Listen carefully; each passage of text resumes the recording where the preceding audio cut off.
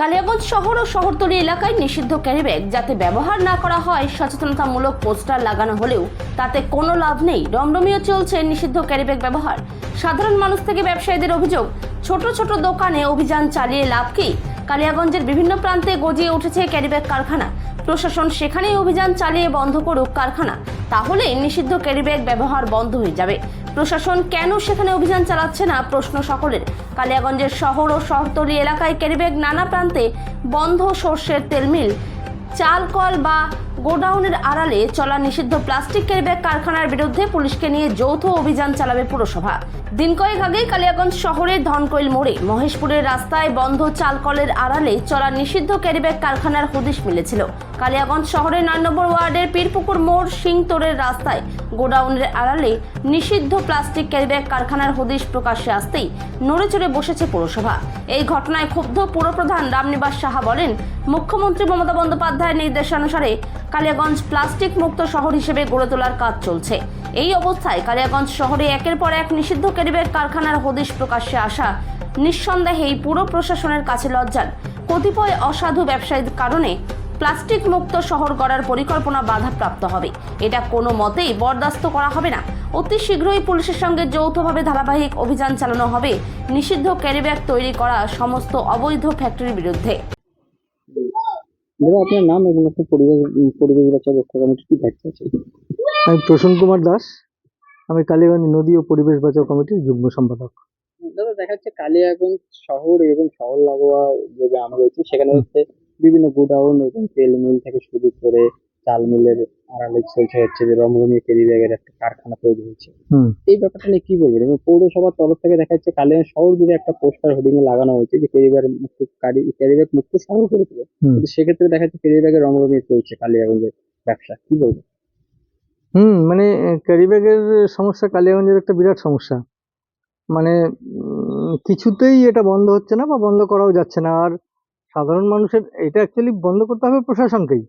প্রশাসন ছাড়া এটা কে বন্ধ করবে? কারণ মানুষেরও একটা আমরা ছোটবেলায় মনে আছে যে ছোটবেলায় যখন বাবার সাথে বাজারে যেতাম, বাড়ি থেকে ব্যাগ নিয়ে যেতে হতো। যাওয়ার আগে, বাজারে যাওয়ার আগে ব্যাগ নিয়ে যাওয়ার। তো এখন এই প্রবণতাটাই নষ্ট হয়ে গেছে মানুষের। যে কারণ জানে যে বাজারে গেলে অ্যাভেলেবেল, ওই যেটা 10টা জিনিস কিনছে 10টা ক্যারি ব্যাগ বাড়িতে আসছে।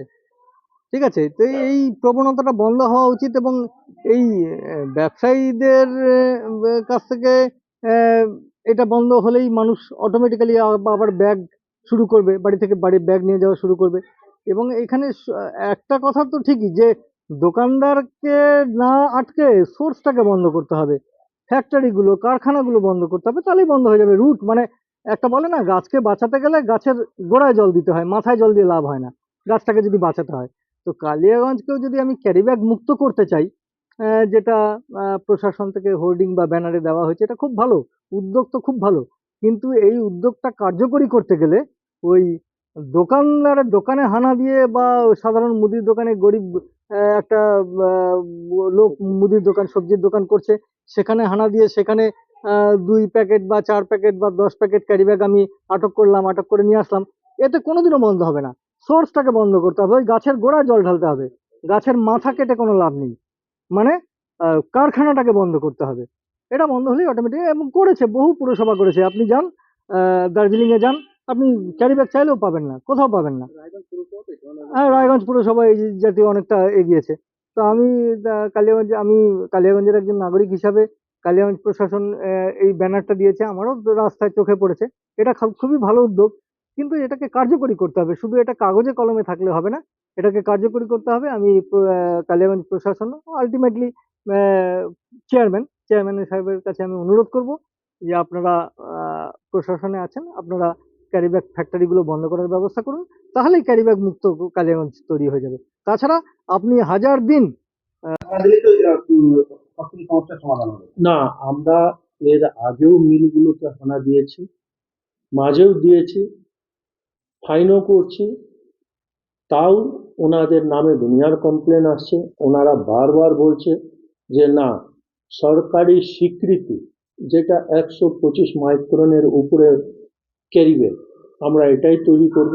তারপরেও এবং আপনাদের মাধ্যমে এবং সাধারণ মানুষের মাধ্যমে এবং বাজার হাট মুদির দোকান মাছের দোকান যেই সব দোকানে আমরা খোঁজ নিচ্ছি টোটাল 125 মাইক্রনের নিচে আছে, যেগুলা সরকারি হিসাবে নিষিদ্ধ আছে, তাও ওনারা তৈরি করতেছেন।